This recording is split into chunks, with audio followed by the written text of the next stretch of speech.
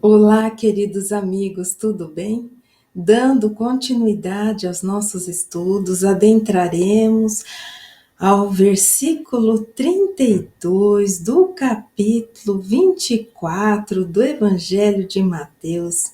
Estamos, sim, ainda no discurso escatológico de Jesus, que em referido evangelho abrange os capítulos 24 e 25. Adentraremos a algumas parábolas que nos dizem a respeito acerca da vigilância. Sob minha responsabilidade estarão as parábolas da figueira e também dos dois servos ou do servo vigilante. Vamos começar os nossos estudos?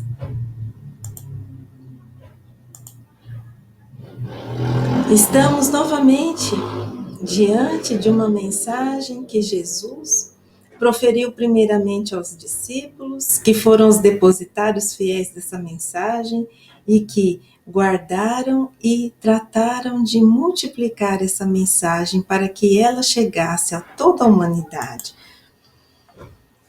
E essas parábolas da vigilância. O que seria vigilância? No sentido literal, o ato ou efeito de vigiar, estado de quem permanece alerta, de quem age com precaução para não correr risco, e o estado de quem age com cuidado.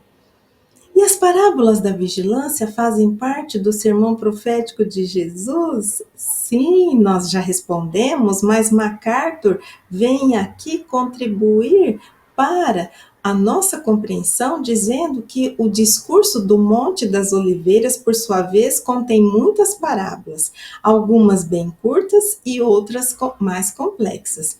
Em vez de responder à pergunta sobre a hora do seu retorno, ele, Jesus, conta 3 parábolas que ilustram cada possibilidade. E aqui nós percebemos algo. MacArthur diz que Jesus conta 3 parábolas acerca do seu retorno, que seria a parábola da figueira, a parábola dos dois servos ou do servo vigilante e a parábola das 10 virgens. Só que entre esses versículos existem 2 versículos do 40, 3 versículos, na verdade, do 42 ao 44, onde a hora da vinda de Jesus é comparada a um ladrão noturno que chega repentinamente. E essa é classificada por alguns autores como a parábola do ladrão noturno ou então a parábola do dono da casa vigilante. Independente de alguns autores a classificarem como parábola ou não, digo a vocês para se tranquilizarem, porque nós passearemos e olharemos com muito cuidado e carinho para esses versículos. E vocês perceberão que em algumas outras citações, outros autores já a incluem como uma parábola.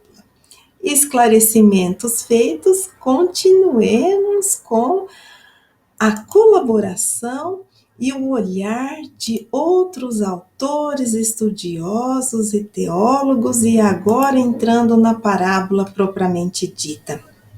Aprendei, pois, esta parábola da figueira. Quando já os seus ramos se tornam tenros e brotam folhas, sabeis que está próximo o verão. Igualmente, quando virdes todas essas coisas, sabei que ele está próximo, às portas. Em verdade vos digo que não passará esta geração sem que todas essas coisas aconteçam. O céu e a terra passarão, mas as minhas palavras não hão de passar. Mas daquele dia e hora ninguém sabe, nem os anjos do céu, mas unicamente meu Pai. Queridos amigos, imaginem O que seria para nós nos depararmos com a parábola da figueira, sem termos estudado todas aquelas predições, revelações e alertas de Jesus que estão contidas nos versículos anteriores nesse capítulo 24 de Mateus. Ficaria muito difícil o nosso entendimento, porque lembrando de tudo aquilo que Jesus ensinou aos seus discípulos e que chegaram até nós naquele discurso do Monte das Oliveiras, nós conseguimos compreender melhor a que estava se referindo Jesus quando contou aos seus discípulos essa parábola. Mas agora vamos compreendê-la um pouquinho melhor.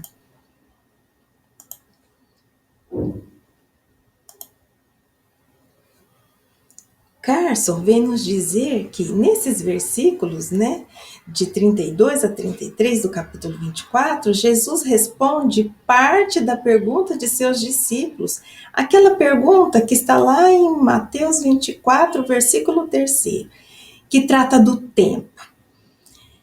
E vamos relembrar aquele versículo?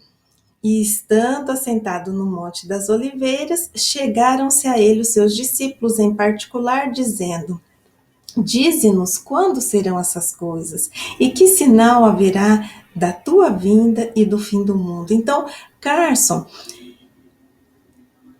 faz menção que a parábola da figueira se refere ao sinal da vinda do Mestre.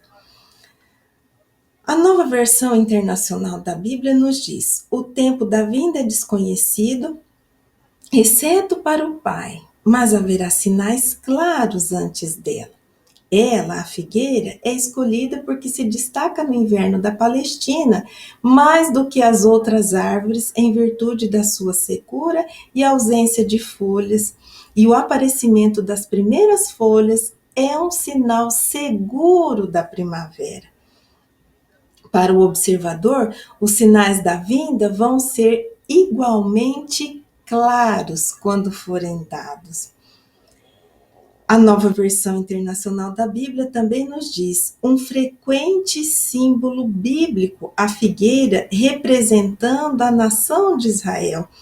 E aqui nos é citado Jeremias 24, Joel capítulo 1, Oséias capítulo 9. Em todos esses versículos e passagens do Antigo Testamento, nós encontramos a figueira, assim como esse símbolo da nação de Israel. A característica especial da árvore, já mencionada antes, é que seus frutos e folhas aparecem quase ao mesmo tempo. Quanto ela tem folhas, o verão está próximo. Por isso, Jesus associa a nação revigorada com a aproximação desses acontecimentos escatológicos. E aqui, Jesus, então, está comparando os sinais da sua vinda à figueira. Por quê? Uma planta que no inverno caracteriza-se pela secura, e quando começam a brotar as folhas, é sinal de que a primavera chega. Então, é sinal de uma mudança de estação. A volta de Jesus, ou a vinda ou a parousia, seria marcada por quê? Sim, por uma mudança também. Uma mudança da ordem das coisas, como vimos nos estudos anteriores.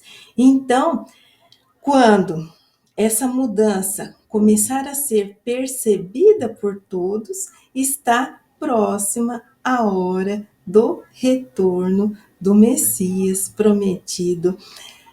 Num primeiro momento, é essa alusão que podemos fazer, mas continuemos com as nossas reflexões.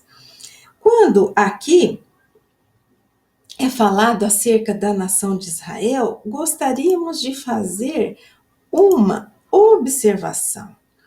Porque Se olharmos de maneira um pouco desatenta e descuidada, podemos pensar que existe aí uma predileção ao povo de Israel, mas não é isso o que acontece. Vamos lá na questão 262 do livro O Consolador,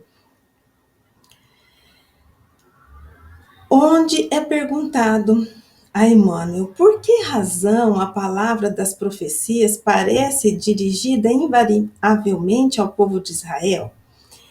Em todos os textos das profecias, Israel deve ser considerada como símbolo de toda a humanidade terrestre, sob a égide sacrossanta do Cristo.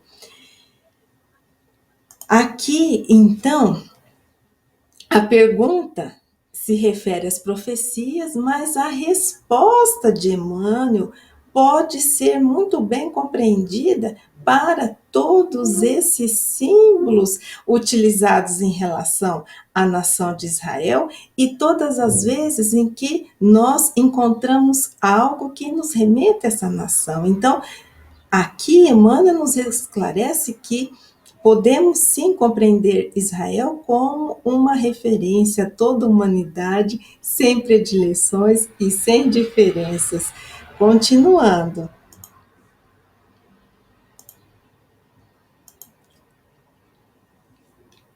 Carter vem nos dizer que uma parábola curta, que é essa da figueira, né, sublinha o ponto para reconhecer os sinais que precedem a vinda iminente de Jesus.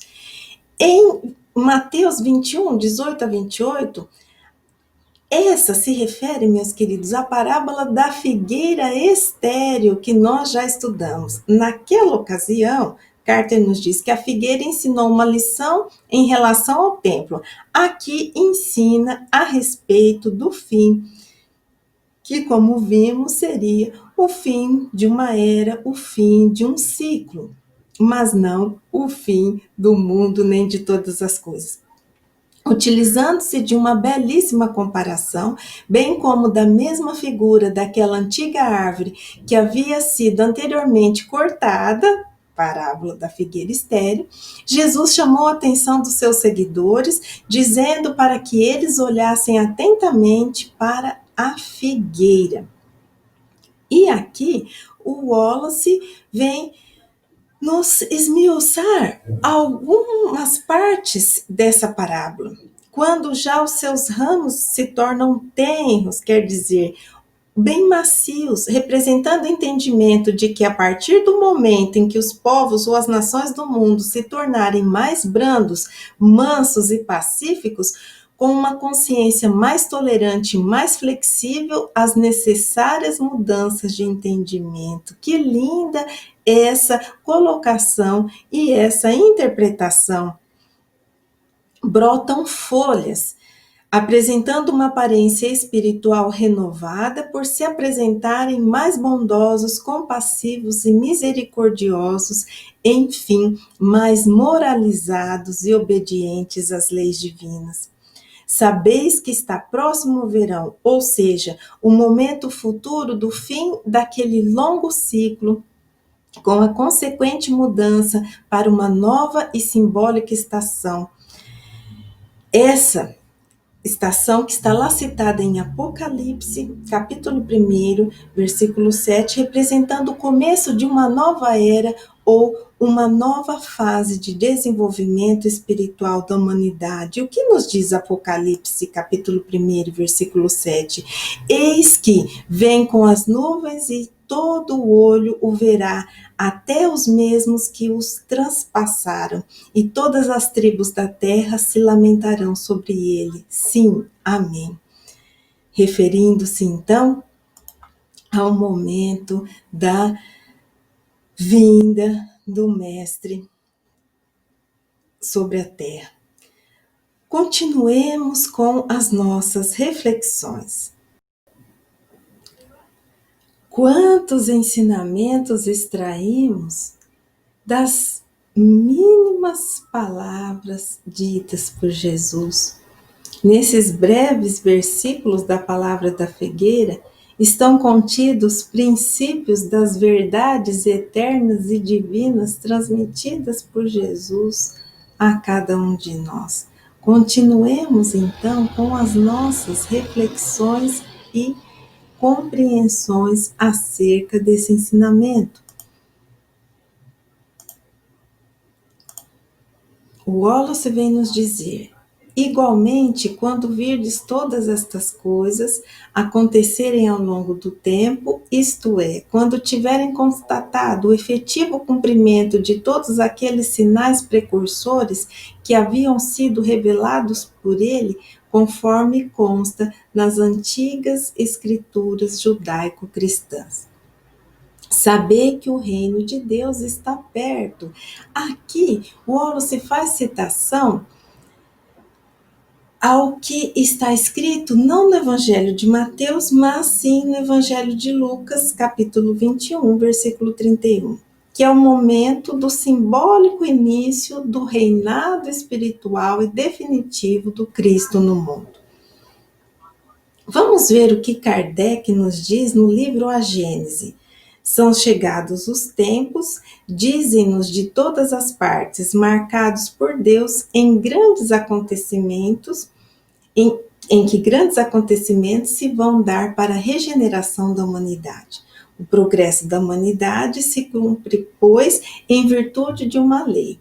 Ora, como todas as leis da natureza são obra eterna da sabedoria e da presciência divinas, tudo o que é efeito dessas leis resulta da vontade de Deus. Não de uma vontade acidental e caprichosa, mas de uma vontade imutável.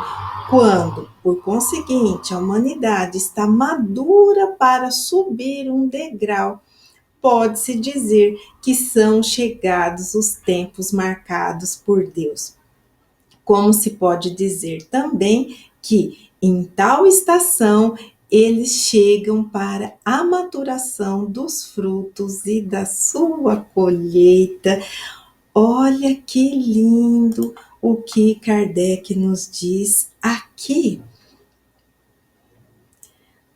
Quando, sim, a humanidade está madura o suficiente para subir um degrau, então o patamar das coisas, eles mudam, eles se transformam. Chega então essa estação simbolizada na figueira, essa estação onde as coisas serão vivenciadas de outra forma, onde imperarão outros valores, onde imperarão os valores do amor, da bondade, da justiça, da paz, da verdade. E continuando, vamos lá, temos muita coisa boa para vermos hoje. Jesus utiliza algumas expressões que merecem a nossa atenção e o nosso cuidado. Porque ele diz assim: não passará esta geração. Mas o que significa isso? Primeiramente, precisamos compreender o significado de geração.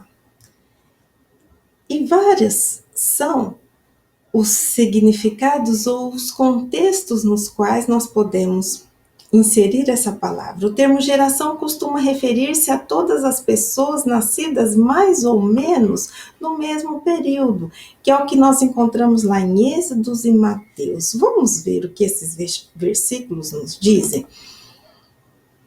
Êxodo fala assim: faleceu José e todos os seus irmãos e toda aquela geração. Mateus nos diz assim: mas a quem assemelharei esta geração é semelhante aos meninos que se assentam nas praças e clamam aos seus companheiros. Aqui, geração nos traz um sentido de contemporâneos. Em Gênesis, capítulo 6, versículo 9, declara-se a respeito de Noé: mostrou-se sem efeito entre os seus contemporâneos, literalmente, gerações. Só que também geração pode ser utilizada com referência a parentesco, não mais aos contemporâneos. Pode referir-se a grupo de descendentes, tais como filhos e filhas ou netos, é o que nós encontramos em Jó. E o que nos diz em Jó 42, versículo 16? E depois disto viveu Jó 140 anos e viu aos seus filhos e aos filhos de seus filhos até a quarta geração. Então, o sentido contemporâneo, o sentido de descendência, nós podemos atribuir à geração, e o termo pode ser usado como medida de tempo, como referência a eras passadas ou futuras.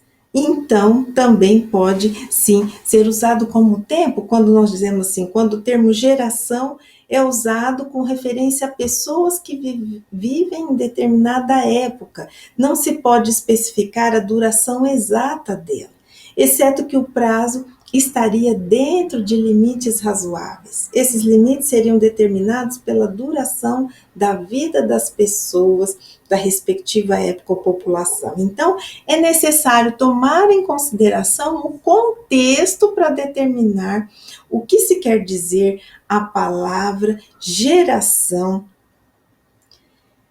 Mas temos outras contribuições. Será que nós poderíamos pensar em geração como a humanidade que vivencia uma fase do seu progresso espiritual na Terra? O que vocês acham? Quando Jesus diz assim,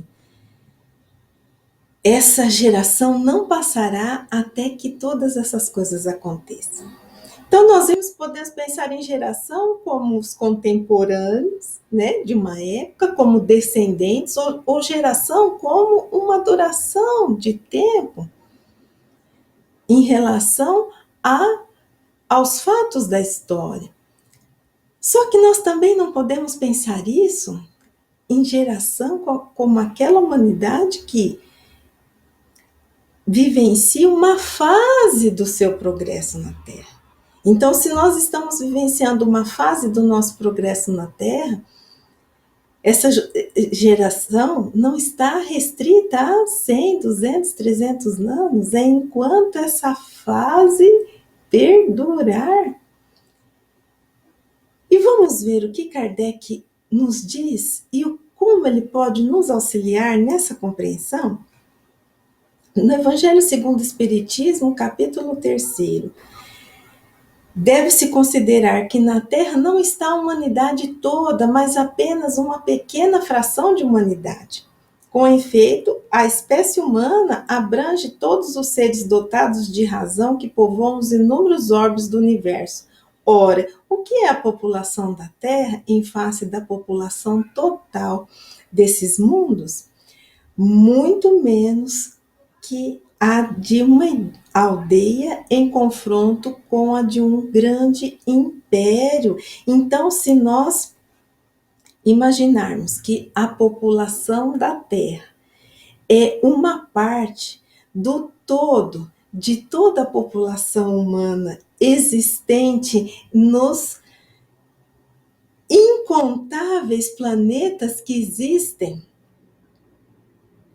no universo ou nos multiversos, como dizem, sim, nós podemos pensar nessa população da Terra como uma geração, como espíritos que estão passando uma fase do seu desenvolvimento neste planeta que já foi primitivo, que está na condição de provas e expiações, que passará a mundo de regeneração, depois a mundos felizes e depois a mundo celeste ou divinos, certo?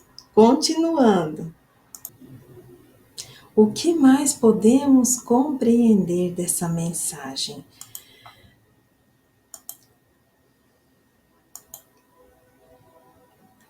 Céu e terra passarão, vistos que todos aqueles sinais precursores, ou ainda que todos aqueles transtornos que iriam acontecer no mundo, seriam apenas transitórios ou passageiros, tendo seu fim, nos diz Wallace Oliveira. O comentário bíblico São Jerônimo nos diz que Jesus usa a linguagem de Isaías, com os versículos que leremos abaixo, para salientar a autoridade divina do seu ensino. E esses versículos nos dizem: ergam os olhos para os céus, olhem para baixo, para a terra, os céus desaparecerão como fumaça, a terra se gastará como uma roupa, e seus habitantes morrerão como moscas, mas a minha salvação durará para sempre, a minha retidão jamais falhará. Seca-se a erva e cai a flor, porém a palavra de nosso Deus subsiste eternamente. Carter nos diz que céu e terra passarão, foram previamente afirmados em Mateus capítulo 5, versículo 18, porque em verdade vos digo que até que o céu e a terra passem, nem um jota ou um tio jamais passará da lei sem que tudo seja cumprido.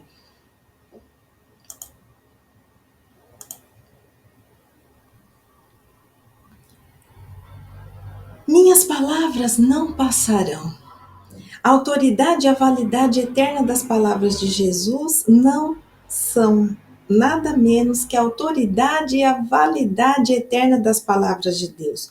O Evangelho de João, dentre os 4 evangelhos, é o que insiste mais claramente na divindade de Jesus e também insiste com igual vigor na dependência de Jesus do Pai e na obediência dele ao Pai. Dependência essa que alcança até mesmo seu conhecimento do divino. É o que nos diz Carson. As palavras autorizadas de Jesus têm significado permanente como as de Deus. É o que nos diz Carter. As palavras de Jesus, a palavra de Jesus é como a palavra de Deus no Antigo Testamento, permanentemente verdadeira e certa, nos diz o comentário bíblico São Jerônimo, e Joseph Ratzinger nos diz: a palavra é mais real e duradoura do que todo o mundo material. Os elementos cósmicos passam. A palavra de Jesus é o verdadeiro firmamento sob o qual o homem pode estar e permanecer. Que lindo! O que nos diz o Papa Bento XVI, Joseph Ratzinger? Olhamos essas duas expressões em conjunto: céu e terra passarão, mas minhas palavras não passarão. Por quê? Porque o mundo material e a ordem que impera no mundo, elas são transitórias. Mas o que é o verdadeiro, o que permanece, é a palavra do Cristo. E por que a palavra do Cristo? Porque ela é a fiel representação da lei divina. Porque Jesus é o Verbo divino. E é a representação do Pai junto dos seus filhos. Então, ele utiliza esses termos para conferir a autoridade divina e eterna de suas palavras. Não é lindo isso? Continuando com os nossos estudos. E mais considerações acerca dessa expressão: minhas palavras não passarão.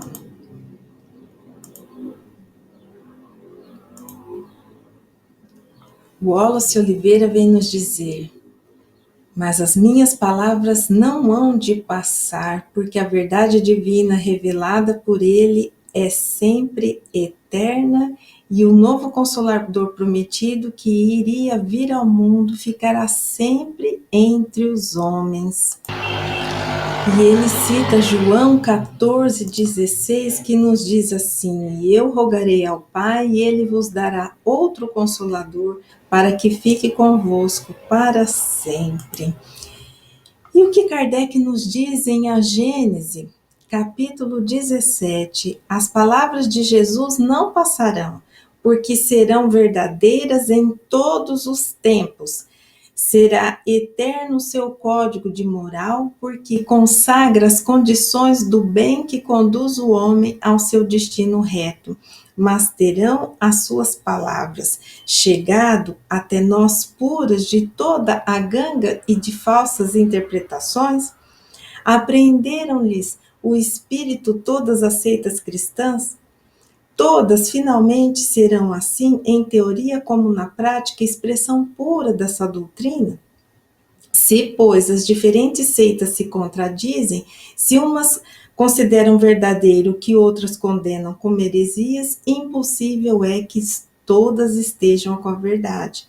Se todas houvessem apreendido o sentido verdadeiro do ensino evangélico, todas se teriam encontrado no mesmo terreno e não existiriam seitas. O que não passará é o verdadeiro sentido das palavras de Jesus. O que passará é o que os homens construíram sobre o sentido falso que deram a essas mesmas palavras, e que belíssima reflexão de Kardec nos alertando para um outro apontamento.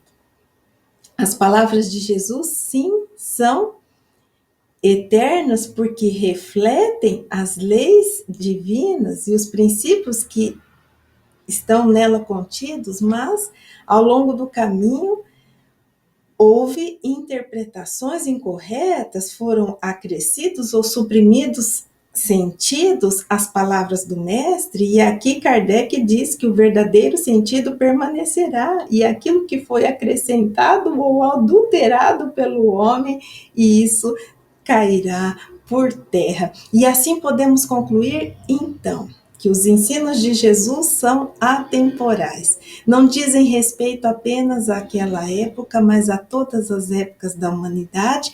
Quanto ao alcance, os seus ensinos são universais, porque não dizem respeito apenas àquele povo, ao povo de Israel e o povo contemporâneo daquele momento, mas dizem respeito a toda a humanidade. Continuando com os nossos estudos.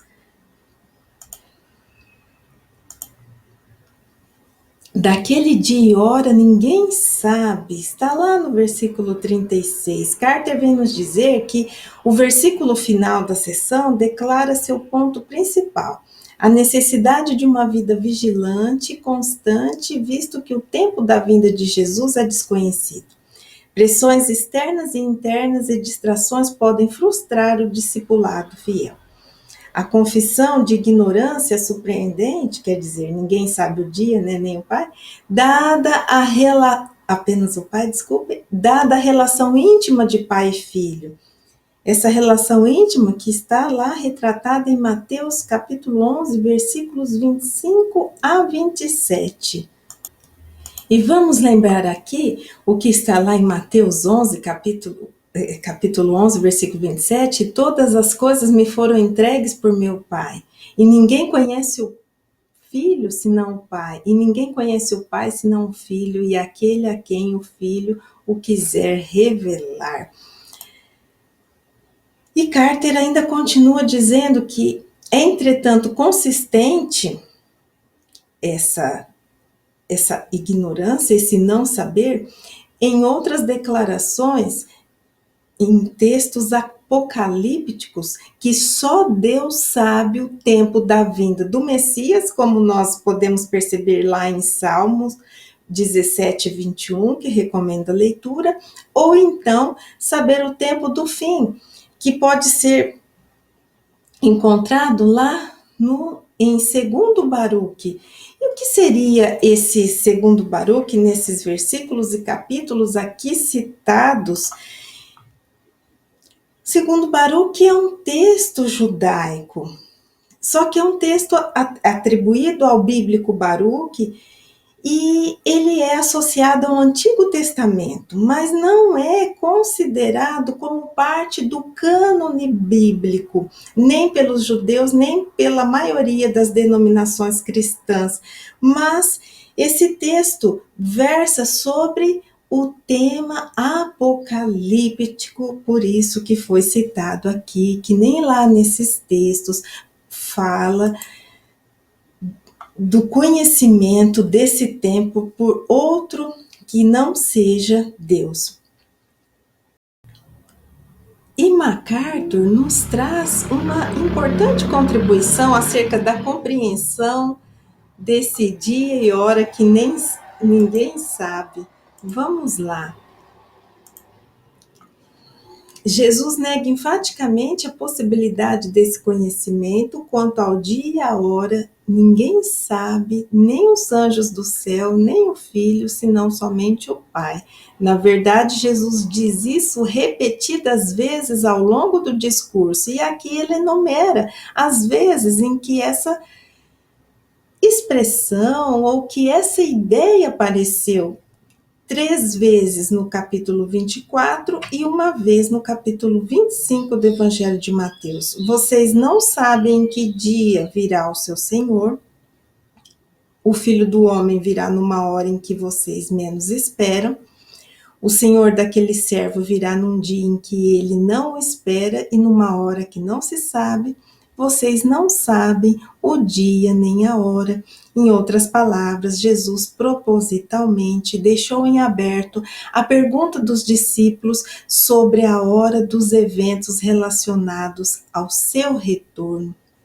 Não deixou espaço para especulação ou sensacionalismo, e aqui vamos imaginar que Jesus, com essa imprevisibilidade sobre o dia de seu retorno, estava indiretamente convidando seus discípulos a serem fiéis aos seus ensinos e às suas lições. Porque se os discípulos e assim todas as pessoas da época, e estendo a nós enquanto humanidade, se nós soubermos quando será esse dia, será que nós nos comportaríamos como estamos nos comportando ao longo de todos esses séculos? Será que o nosso comportamento seria espontâneo? Então, Jesus convida essa fidelidade a todo tempo, a toda hora. Porque esse dia não se sabe. E assim, de uma outra maneira, Jesus também está convidando aos discípulos e a todos nós a estarmos preparados para esse momento. E só pode estar preparado para esse momento quem estiver com a consciência tranquila do dever retamente cumprido, não é mesmo?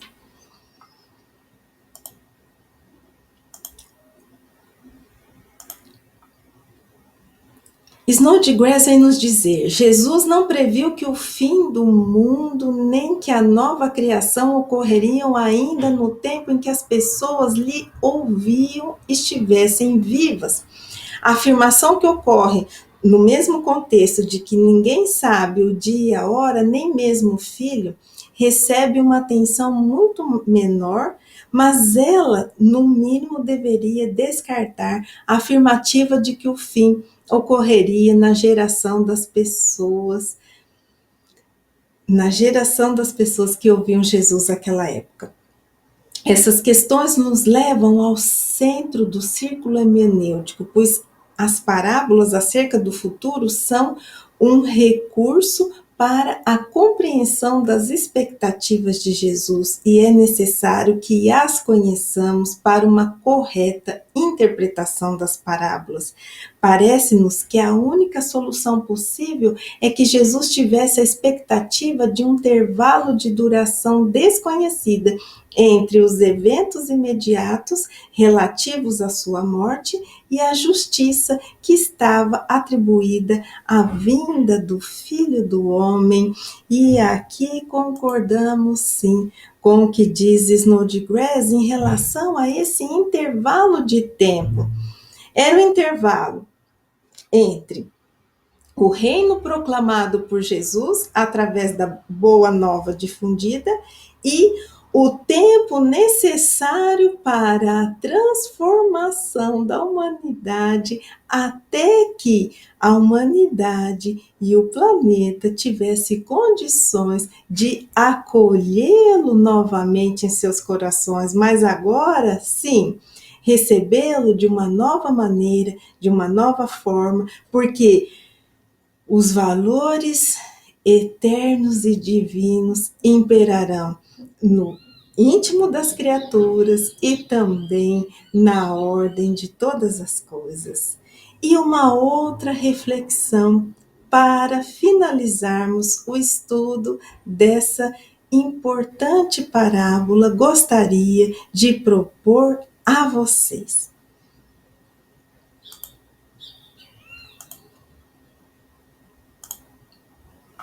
Imprevisível. Tempo desconhecido prediz o mestre divino em suas lições, recomendando ao aprendiz a vigilância em todas as situações. O império dos valores divinos acontecerá sobre a terra, despertando sentimentos genuínos, erradicando a dor e a guerra. Tempo de certeza, as coisas irão se transformar. A verdadeira nobreza estará em seu devido lugar, no íntimo de cada coração, a espalhar amor e luz. Imprevisível e não incerto, a demora é inerente à caminhada no deserto. O progresso é permanente. Estar alerta é sabedoria, é fidelidade ao Criador, vez que não se sabe o dia do reencontro com o Mestre Redentor. Queridos amigos, encontro vocês no próximo estudo, onde avançaremos pelo capítulo 24 do Evangelho de Mateus, agora iniciando o versículo 37. Até lá!